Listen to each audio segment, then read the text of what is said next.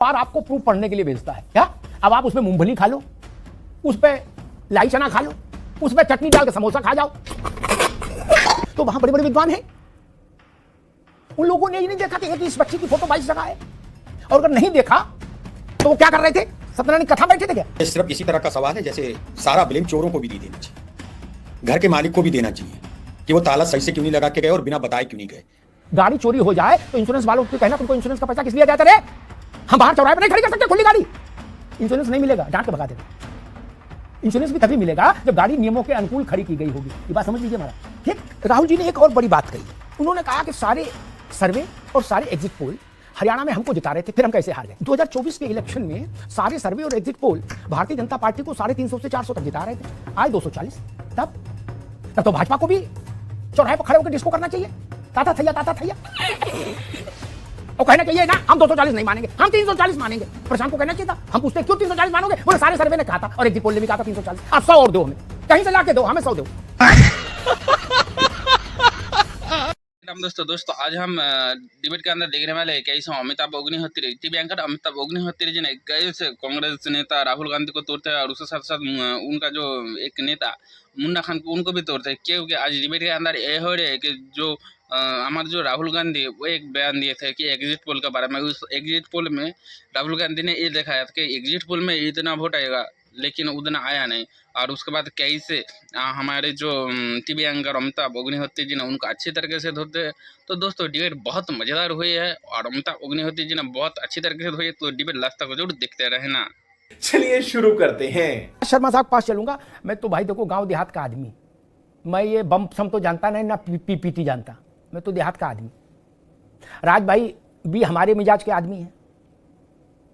तो पहले क्या होता था, जब हैंड कंपोजिंग होती थी ना राज भाई, तो शादी ब्याह कार्ड का छापा डाल के वो दे जाता था प्रिंटर, कहता था भैया घर एक रात घर रखो, इत्मीनान से एक एक अक्षर मिला लो, प्रूफ पढ़ लो, ठीक। क्योंकि छपने के बाद फिर हल्ला ना मचाना कि पिताजी की जगह माताजी का नाम और माताजी की जगह बाबा का नाम, बोलिए नहीं चलेगा, फिर उसको सुनेंगे। लड़का की जगह लड़की और लड़की की जगह लड़का नाम ना, खूब प्रूफ मिला लो, उसके बाद कार्ड छाप के घर दे जाएंगे। मुझे लगता है सरल भाषा में वैसे ही काम मतदाता सूची का होता है। चुनाव आयोग 2 बार आपको प्रूफ पढ़ने के लिए भेजता है क्या? अब आप उसमें मूंगफली खा लो, उस पे लाई चना खा लो, उस पे चटनी डाल के समोसा खा जाओ, ये तो आपकी इच्छा है। लेकिन बाद में जैसे कार्ड छापने वाला कोई विवाद बाद में एंटरटेन नहीं करता, क्योंकि वो कहता है कि आपको विवाद उठाने के लिए अवसर दिया था, आपने नहीं उठाया, वही चीज इस पे लागू नहीं होगी। जब ये लिस्ट गई हरियाणा प्रदेश कांग्रेस कमेटी के पास, तो वहां बड़े बड़े विद्वान हैं, उन लोगों ने ये नहीं देखा कि एक इस बच्ची की फोटो 22 जगह है, और अगर नहीं देखा तो वो क्या कर रहे थे? सत्यनारायण कथा बैठे थे क्या राज भाई? दादा मैं अब जब बात आ गई और आज ब्लंटली होके कहूंगा, बोल जी, ये सिर्फ इसी तरह का सवाल है जैसे सारा ब्लेम चोरों को भी नहीं देना चाहिए, घर के मालिक को भी देना चाहिए कि वो ताला सही से क्यों नहीं लगा के गए और बिना बताए क्यों नहीं गए। जी हाँ, ठीक है ना, इसमें ठीक है, हम लोग लिस्टें आई होंगी, नहीं देखी होगी, ये चलन नहीं चला था। आप अभी एक शब्द भी कह रहे थे, लिस्ट ना रहा भैया, ये हम जिसको चुनाव लड़ना होता है वो लिस्ट 100 दफे देखता है कि मेरे आदमी का वोट कटा तो नहीं। नहीं वो ठीक है, वो तो हाँ सभी देख रहे होते हैं। मैं बता रहा हूँ, कोई भी पार्टी हो चाहे मेरी हो, वहां पे एजेंट बता किस चीज पे मशहूर रहते हैं अपने को, समोसे खिलाना। वो सोचते हैं पोलिंग एजेंट वाले जो बने उनको, वो जो प्रेसाइडिंग अफसर आए उन्हें खिला दो, दरोगा जी को दे दो, उनसे नंबर ले लो, इसके सिवाय एजेंट का, वैसे एजेंट का कोई काम नहीं है। सच्चाई वो जमाने गए भाई, ये अब इंटेंशनली शुरू हो जाए कि नहीं अब मुझे डालना है। अब मैं आ जाऊं, अगर जैसा राहुल जी ने बोला, आज प्रेस कॉन्फ्रेंस करी, माइक था हाथ में, तो ऐसा ना हो जाए कि बीजेपी के प्रधानमंत्री ना आए, गृह मंत्री आ जाए, वो भी 200-250-300 पत्रकारों को फेस करे। क्या दिक्कत है इसमें? दिक्कत क्या? कुछ नहीं है दिक्कत, वो बता दे नहीं गलत है। ठीक, जब राहुल जी बोल रहे थे तो चुनाव आयोग क्या बोल रहे थे, उनके एजेंट क्या कर रहे थे? अरे भाई ये काम चुनाव आयोग का नहीं है। अभी बदत है भाई, अभी बदत है।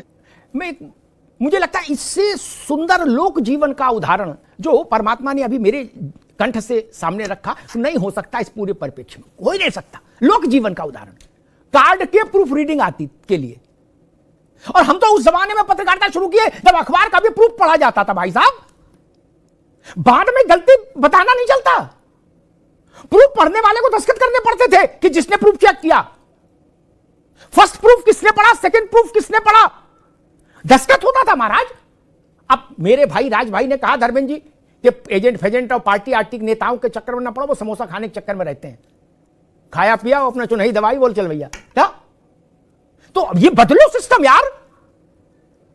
ट्रेन निकल जाती तो आप टिकट लेने क्यों दौड़ते हो? जो लोग समोसे पर सम्मोहित ना हो ऐसे नेता क्यों नहीं पैदा करते हो अपनी पार्टी में? अभी उत्तर प्रदेश का चुनाव होगा 27 में। चुनाव आयोग फरवरी में नहीं जनवरी में एक आरंभिक सूची जारी करेगा, हर पार्टी को भेजी जाएगी। सुन लीजिए धर्मेंद्र जी, फरवरी के अंत में अंतिम सूची प्रकाशित करेगा। अगर जनवरी से फरवरी तक आप सूची में गलतियां नहीं खोज पाए तो बाद में माइक लेके प्रेस कॉन्फ्रेंस करके आना कोई औचित्यपूर्ण नहीं होगा, है? बाद में हम तो कम से कम आपके साथ नहीं खड़े होंगे, हम कहेंगे सब फर्जी है, बेकार की बात है। उस वक्त समोसा खा रहे थे जब कहा तक देखो नहीं। राजभाई ने कहा कि वो सब समोसे के चक्कर में रहते हैं, समोसा है, चाय है, केला है, सेब है, बिस्कुट वगैरह। धर्मेंद्र जी, ये ऐसा नहीं कि एकदम वोटिंग वाले दिन ही कोई प्रकट होता है ना, उससे पहले लिस्ट घूमती है, सबके पास आती है, उम्मीदवार के पास आती है लिस्ट। अगर मुझे चुनाव लड़ना है तो मेरे पास कोई और काम है लिस्ट देखने के अलावा? इससे बड़ा कोई काम है? 22 फोटो एक से दिख रहे हैं। हुड्डा और हुड्डा की टीम क्या कर रही थी हरियाणा में? इसका मतलब ऐसी प्रेस कॉन्फ्रेंस बाद में तेजस्वी भी करेंगे। वो कहेंगे नाइजीरिया की लड़की है, इसकी फोटो देखो। उन्होंने कहा भाई डकैती हो गई, चोरी हो गई, तो कह रहे हो कि मकान मालिक का दोष है, चोर का नहीं। ये किसी ने कहा चोर का नहीं। लेकिन मैं आपको बता दूं, अपनी गाड़ी बिना प्रॉपर लॉकिंग सिस्टम के मेन सड़क पर खड़ी कर दो और उसके बाद जाओ नेशनल इंश्योरेंस की मेरी गाड़ी चोरी हो गई, क्या वो इंश्योरेंस नहीं मानेंगे? इंश्योरेंस के लिए ये अनिवार्य शर्त है कि आप में बेसिक अकल होनी चाहिए कि गाड़ी कैसे खड़ी हो, वो शर्तें हैं उसकी। आप समझ गए हिंदी में? ये बात है कि मकान मालिक का दोष है ना, इसको इतना जनरलाइज मत करिए। और हरियाणा तो निपट गया, बिहार भी निपट ही गया। मैं सपा के लोगों से कह रहा हूं, बाद में ऐसी कितनी प्रेस कॉन्फ्रेंस करते रहना महाराज, कुछ फर्क नहीं पड़ेगा। अभी थोड़ी मेहनत कर लेना उसमें मतदाता सूची में 2 बार सूची आपके पास आएगी, और अगर 2 बार में भी आप एक फोटो 22 जगह है वो नहीं ट्रेस कर पाए तो आपको राजनीति छोड़ देनी चाहिए, है? बहुत काम है दुनिया में अच्छे अच्छे बड़े बड़े, वो करिए, सियासत छोड़ दीजिए। अगर आप 2 बार लिस्ट देखने के बाद भी 22 जगह एक फोटो ट्रेस नहीं कर पाते तो मैं विनम्रता से कहूंगा राजनीति मत करिए।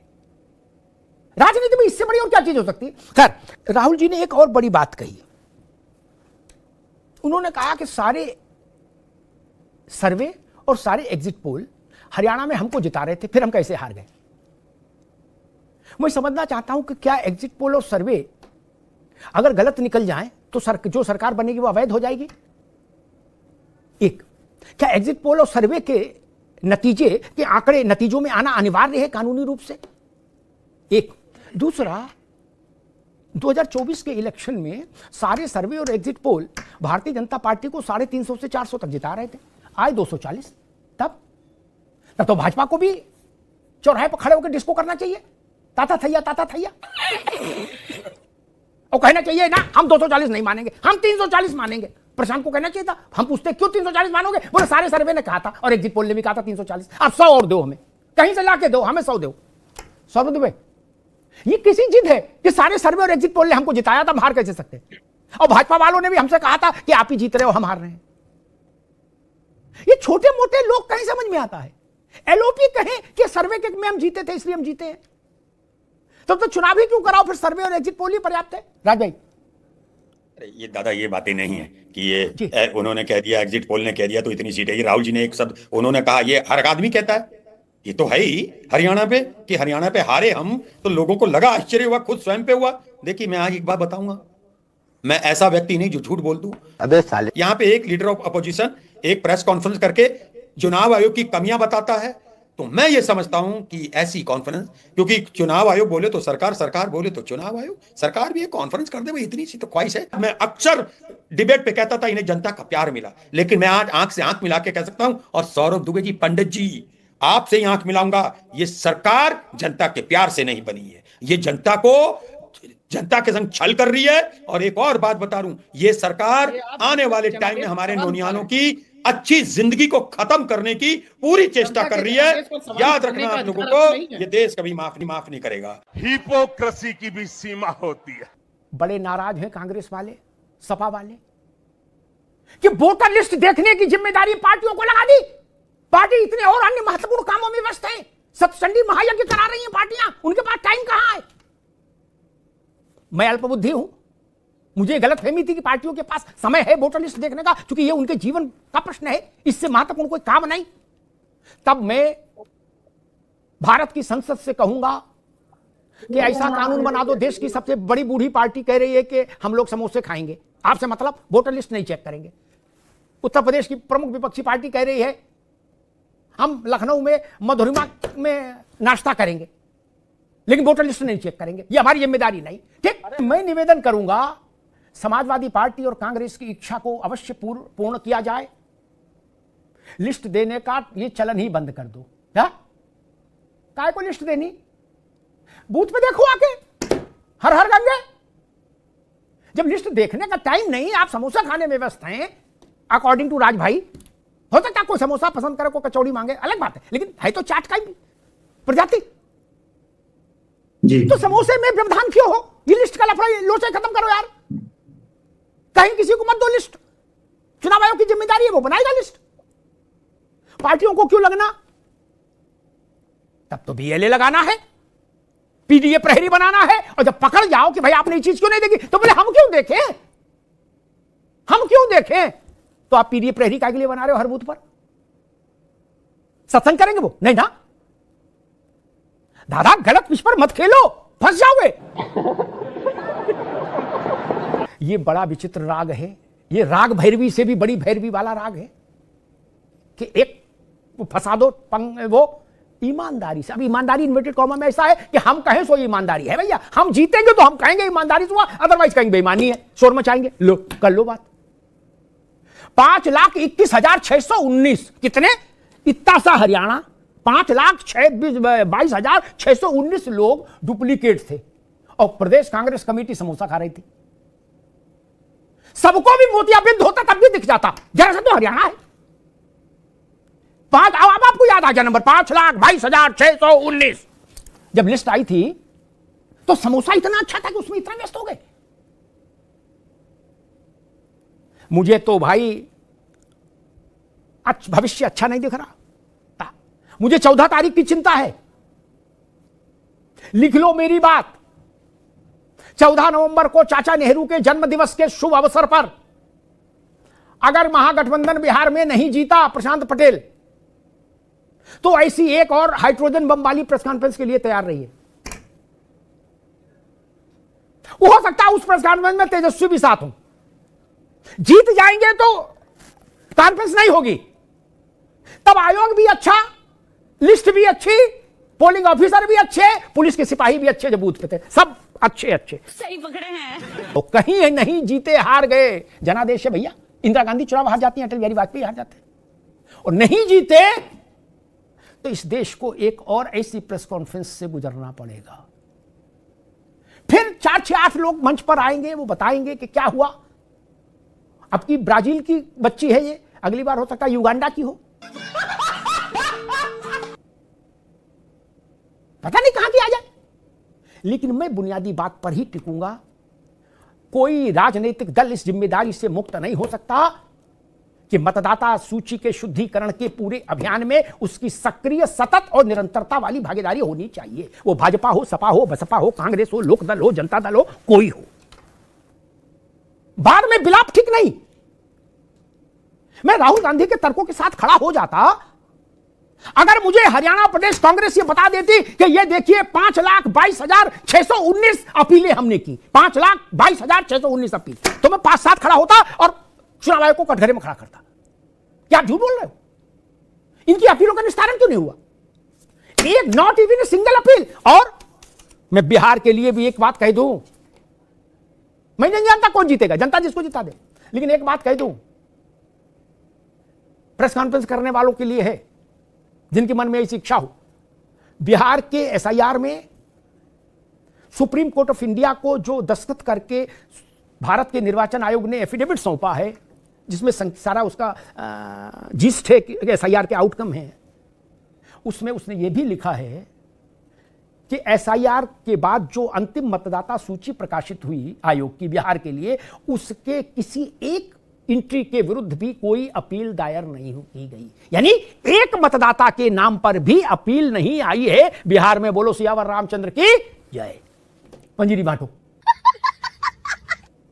तब क्या कर रहे थे? कबड्डी खेल रहे थे। तब क्यों नहीं की अपील? हमें मालूम है बिहार का चुनाव गड़बड़ हुआ तो पहन पहन के कलपदार कुर्ता सब लोग फिर आ जाएंगे, बोले प्रेस कॉन्फ्रेंस है, आ जाओ। दादा आप उस वक्त कहां हो?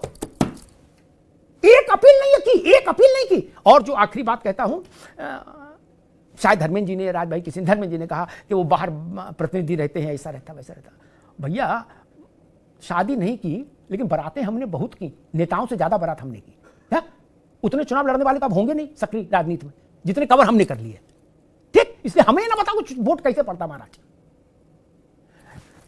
पॉलिटिकल पार्टी के एजेंट को भारत की, आखिरी बात कह रहा हूं, भारत की निर्वाचन व्यवस्था यह अधिकार देती है, एक निर्धारित प्रक्रिया है, उस प्रक्रिया के तहत आप लिखत पढ़त में चैलेंज कर सकते हो कि प्रशांत पटेल का वोट नहीं पड़ना चाहिए और कोई उसको मिटा नहीं सकता। आपकी बात दर्ज रहेगी। कैसे करे जा रहा कि कोई कुछ नहीं पूछता, ना कोई वहां रहता है? अंधेर कर दिए क्या? 22 बार वोट डाले आया आदमी, गजब कर रहे हो यार। कान नाक सब में चुनाव वाली शाही लगवा रहा था क्या? फोर्स खड़ी थी वो मूर्ख थी, दूसरे दल खड़े थे वो मूर्ख थे।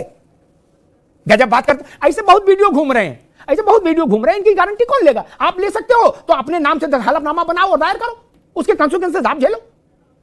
नहीं की ना आपने, आप नहीं कर सकते ना मित्र। आप वीडियो दिखा सकते हो, मैं लिखत पढ़त की बात कर रहा हूं, आप वीडियो वाले आदमी हो।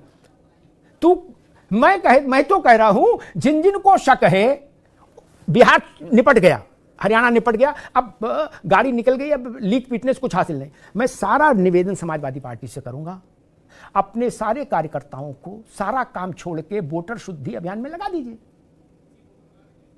6 महीना आप धंधा नहीं करेंगे तो कौन सी मुश्किल आ रही है यार? आड़त का काम छोड़ दो, प्रॉपर्टी डीलिंग छोड़ दो, इसी में लग जाओ, कमर कस लो, कोई छूटे नहीं, कोई डबल एंट्री ना पाए, कर लो।